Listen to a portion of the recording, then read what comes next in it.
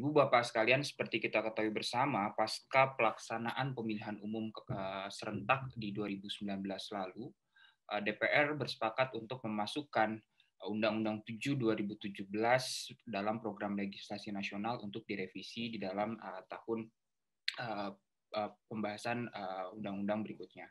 Nah, jika kita lihat memang revisi Undang-Undang Pemilu bukanlah hal yang baru. Hampir setiap pasca pemilu dan menjelang pemilihan umum selalu terjadi revisi Undang-Undang Pemilu yang menjadi agenda rutin 5 tahunan sekali.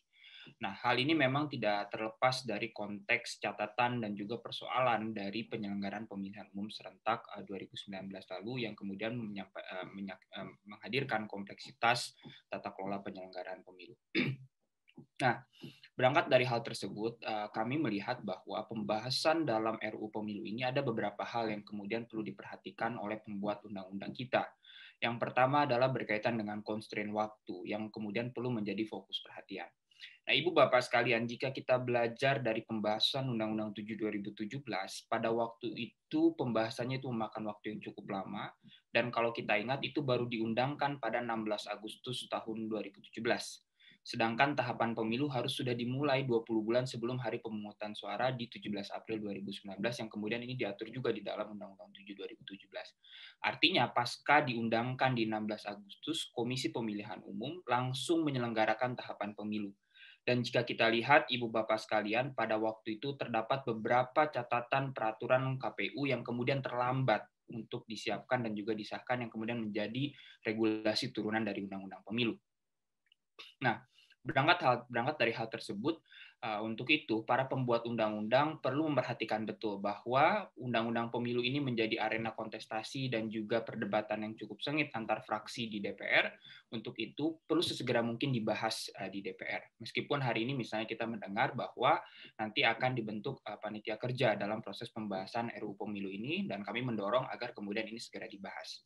Dan yang kedua misalnya, untuk berkaitan dengan konsen waktu, misalnya selalu kita lihat ketika dalam proses pembahasan undang-undang pemilu terdapat beberapa isu-isu krusial yang kemudian ini menyita waktu cukup banyak. Nah, untuk itu misalnya catatan kami dan juga rekomendasi kami kepada para pembentuk undang-undang bisa memulai pembahasan undang-undang pemilu dengan memasukkan beberapa substansi pengaturan yang menyangkut undang-undang pemilu, baik undang-undang 7 2017 ataupun undang-undang 10 2016 tentang pemilihan kepala daerah berdasarkan putusan Mahkamah Konstitusi.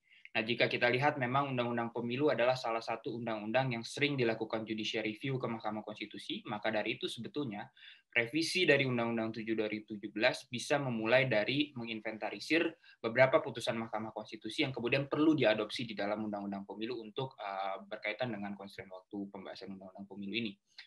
Nah, yang ketiga misalnya berkaitan dengan pembahasan Undang-Undang Pemilu juga agar kemudian tidak memakan waktu yang cukup banyak, isu-isu krusial seperti sistem pemilu yang selalu menjadi perdebatan panjang antar fraksi di DPR itu bisa dibahas di akhir.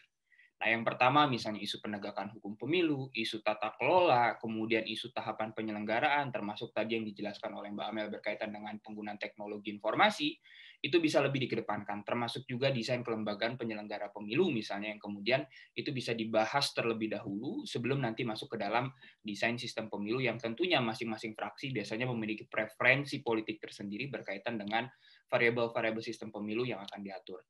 Nah, untuk itu misalnya ketiga hal ini kemudian bisa menjadi salah satu pokok perhatian bagi pembentuk undang-undang ketika nanti membahas undang-undang pemilu. Dan kemudian berkaitan juga dengan constraint waktu, kami juga melihat bahwa perdebatan yang selalu memakan waktu cukup banyak adalah soal sistem pemilu dari pembahasan RUU Pemilu ini. Dan cenderung mengenyampingkan aspek-aspek lain seperti soal penegakan hukum pemilu dan juga berkaitan dengan tata kelola, tahapan, dan seterusnya. Nah, untuk itu misalnya kami meminta kemudian agar para pembahas undang-undang di tahun 2021 ini, isu-isu sistem pemilu memang itu menjadi satu ide utama dalam bangunan konstruksi undang-undang pemilu.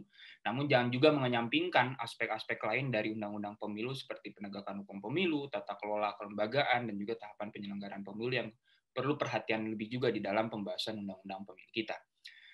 Nah, Ibu Bapak sekalian, jika kita lihat berkaitan dengan isu krusial sistem pemilu, salah satunya adalah mengenai mohon maaf, berkaitan dengan waktu penyelenggaraan pemilu. Nah, jika kita lihat waktu penyelenggaraan pemilu, ada 2 putusan Mahkamah Konstitusi berkaitan yang mengatur mengenai waktu penyelenggaraan pemilu. Yang pertama adalah putusan 14 di tahun 2013 yang kemudian melatar belakangi kehadiran pemilu serentak 5 surat suara di 2019 lalu. Dan yang kedua adalah putusan MK nomor 55 yang kebetulan kami uji materikan pada waktu itu pasca pemilihan umum serentak 2019. Nah, kedua hal ini perlu menjadi fokus perhatian dari pembahasan undang-undang pemilu kita, khususnya para pemangku kepentingan dan juga pemangku kebijakan di DPR yang kemudian nanti akan mengatur desain waktu penyelenggaraan pemilu. Nah, sekalipun putusan Mahkamah Konstitusi nomor 55 tidak memberikan secara spesifik gitu ya, apa saja yang desain waktu keserentakan pemilu seperti apa yang kemudian perlu diatur, tetapi putusan Mahkamah Konstitusi mengatur beberapa model pemilu serentak, mulai dari pemilu serentak DPR, DPD, Presiden, dan DPRD, kemudian DPR, DPD, Presiden, dan juga Gubernur, Bupati, Wali Kota. Yang ketiga ada DPR, DPD, Presiden, Wakil Presiden, DPRD, Gubernur, Bupati, Wali Kota. Kemudian ada pemilu serentak nasional yang terdiri dari Presiden, DPR, DPD, dan juga pemilu serentak lokal yang terdiri dari DPRD, Gubernur, Bupati, Wali Kota. Dan yang terakhir adalah pemilu serentak dengan 3 layer, serentak nasional untuk pemilu presiden, DPR dan DPD.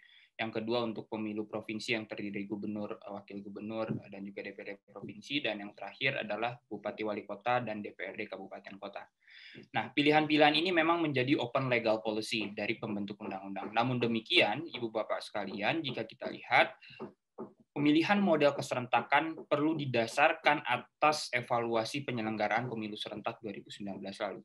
Dan kalau kita lihat asbabun nuzul dari putusan Mahkamah Konstitusi nomor 14 dan juga nomor 55, itu menitik beratkan pada 2 tujuan utama yang hendak dicapai dari pemilu serentak, yaitu adalah efisiensi mulai dari tata kelola pemilu dan juga kemudahan pemilih.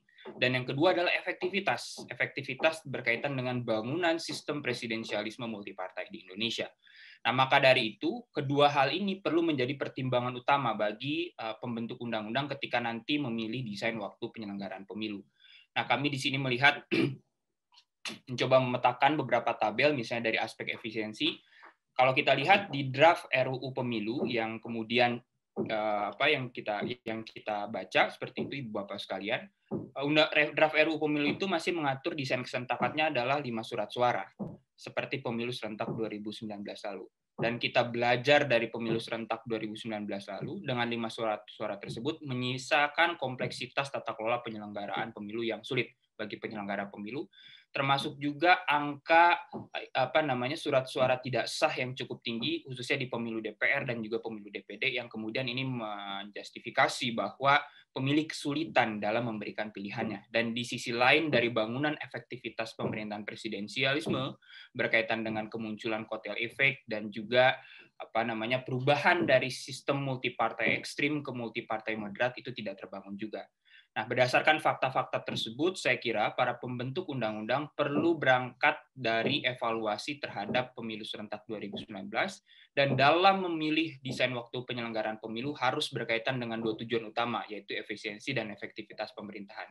Kami di Perludem tetap mengusulkan bahwa salah satu desain waktu penyelenggaraan pemilu yang ideal adalah pemilu serentak nasional yang terdiri dari pemilu presiden, DPR, dan DPD, dan juga pemilu serentak lokal yang terdiri dari pemilu gubernur, bupati, wali kota, DPRD provinsi, dan juga DPRD kabupaten kota. Hal lain yang kemudian perlu diperhatikan oleh para pembentuk undang-undang adalah di putusan Mahkamah Konstitusi nomor 55, itu mengatur ada 5 hal yang perlu diperhatikan dan dipertimbangkan oleh pembentuk undang-undang dalam menyusun RUU Pemilu. Satu, misalnya, bagaimana kemudian pemilihan model yang berimplikasi terhadap perubahan undang-undang dilakukan dengan melibatkan partisipasi banyak pihak. Yang kedua, tersedianya waktu untuk dilakukan simulasi terhadap pilihan-pilihan model tersebut. Yang ketiga, bagaimana pembentuk undang-undang memperhitungkan dengan cermat implikasi teknis. Nah, ini berkaitan dengan tata kelola kelembagaan, tata kelola pelaksanaan dari pemilihan umum. Dan yang keempat, bagaimana pilihan model memperhitungkan kemudahan dan juga kesederhanaan bagi pemilih. Dalam hal ini, bagaimana pemilih dapat dengan mudah memberikan pilihannya dalam rangka meminimalisir surat suara tidak sah, salah satu tujuannya. Yang kelima adalah tidak acap kali mengubah model pemilihan tersebut. Seperti itu. Nah, isu krusial yang kedua berkaitan dengan desain sistem pemilu adalah besaran alokasi kursi per daerah pemilihan, atau sering dikenal dengan electoral district magnitude. Nah, jika kita lihat, Ibu Bapak sekalian, dalam draft RU Pemilu masih mengatur pembentukan daerah pemilihan tersebut menjadi lampiran dari Undang-Undang Pemilu. Khususnya untuk Dapil DPR dan juga Dapil DPRD Provinsi. Sedangkan DPRD Kabupaten Kota menjadi kewenangan dari KPU Kabupaten Kota. Nah, hal ini menyisakan persoalan, salah satunya adalah berkaitan dengan disproporsionalitas alokasi kursi ke provinsi yang harusnya setara antara jumlah penduduk dan jumlah kursi yang diberikan ke dalam satu dapil tersebut. Ibu Bapak sekalian, sebagai negara yang kemudian menerapkan sistem pemilihan umum legislatif proporsional, dalam proses pembentukan dapil pun harus proporsional. Namun catatan kami, misalnya kami melihat dalam proses pembentukan daerah pemilihan, bentuk dapil dan juga alokasi kursi DPR ataupun DPRD provinsi itu masih mengalami yang disebut dengan overrepresented, bagaimana kemudian alokasi kursi di dalam satu provinsi itu berlebih, dan juga underrepresented, atau ada jumlah provinsi yang sebetulnya jumlah penduduknya cukup banyak tetapi mendapatkan jumlah kursi yang sedikit. Maka dari itu perlu diatur proporsionalitas alokasi kursi. Dan untuk itu misalnya kami mengusulkan pembentukan dapil tersebut seharusnya tidak dimasukkan menjadi lampiran dari undang-undang, tetapi itu dibentuk oleh KPU sesuai dengan siklus sensus penduduk. Nah, artinya misalnya pada tahun 2020 lalu kita sudah menyelenggarakan sensus penduduk 10 tahunan, dan pasca itu misalnya kita bisa melihat kembali realokasi kursi dan distribusi kursi sesuai dengan jumlah penduduk secara proporsional. Yang ketiga adalah berkaitan dengan ambang batas parlemen. Ibu Bapak sekalian yang kami hormati, jika kita lihat di dalam draft rancangan Undang-Undang Pemilu, DPR mengatur penerapan parliamentary threshold pada 3 layer. Yang pertama di DPR RI jumlahnya meningkat menjadi 5%, kemudian DPRD provinsi diterapkan sebelumnya seperti kita ketahui di Undang-Undang 7 2017 untuk DPRD provinsi dan DPRD kabupaten kota itu tidak ada parliamentary threshold. Tapi yang kami baca dari draft RU Pemilu, terdapat besaran PT yang juga diberlakukan untuk DPRD provinsi 4% dan kabupaten kota 3%. Nah, Ibu Bapak sekalian, penerapan PT seringkali dijadikan shortcut atau jalan pintas untuk menyederhanakan partai politik. Tetapi faktanya jika kita lihat dari kenaikan angka PT di pemilu 2014 kemudian di pemilu 2019 itu tidak mampu menyederhanakan partai politik, tetapi berimplikasi terhadap wasted vote atau surat suara yang terbuang yang berdampak terhadap disproporsionalitas hasil. Nah, maka dari itu kami mengusulkan kepada para pembentuk undang-undang, khususnya yang akan nanti membahas RUU Pemilu ini, tidak acap kali kemudian menaikkan besaran PT yang kemudian berdampak terhadap suara terbuang dan disproporsionalitas hasil. Nah, untuk itu, PT memang bisa diterapkan dalam sistem pemilu proporsional, namun dengan catatan misalnya dihitung secara matematis sesuai dengan ketentuan rumus penerapan threshold efektif ataupun threshold optimal misalnya, yang kemudian itu untuk guna meminimalisir terjadinya disproporsionalitas hasil pemilu seperti itu. Yang berikutnya adalah berkaitan dengan isu kuota pencalonan perempuan. Ibu Bapak sekalian, jika kita lihat draft RUU Pemilu masih mengatur pencalonan minimal 30% perempuan dalam daftar calon, dan di antara 3 calon terdapat 1 orang perempuan.